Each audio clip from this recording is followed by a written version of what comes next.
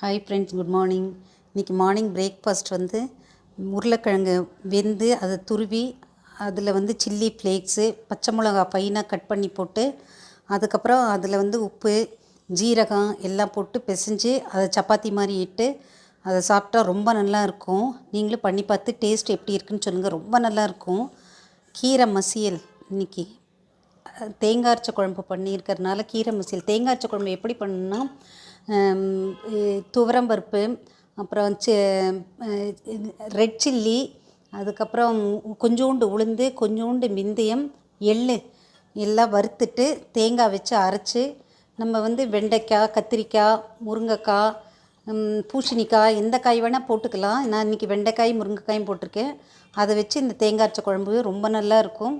அதை அரைச்சிட்டு புளி விட்டு காயெல்லாம் வெந்துட்டு உப்பு போட்டு காயெல்லாம் வெந்துட்டு இந்த அரைச்ச விழுதை அதில் போட்டு கடுகு கருவேப்பிலை தாளித்து கொட்டணும், அவ்வளோதான். அப்புறம் இது மார்னிங் பிரேக்ஃபாஸ்ட்டுக்கு தொட்டுக்கிறதுக்கு தக்காளி தொக்கு பண்ணியிருக்கேன்.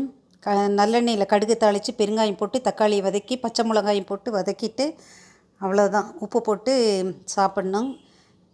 இது வந்து தால் தொட்டுக்கிறதுக்கு மார்னிங் பிரேக்ஃபாஸ்ட்டுக்கு இன்னொரு சைட் டிஷ்ஷு தால். இதுதான் இன்றைக்கி சாதம். இன்றைக்கி எங்காத்து மெனு இது தான். Thank you friends. Have a nice day.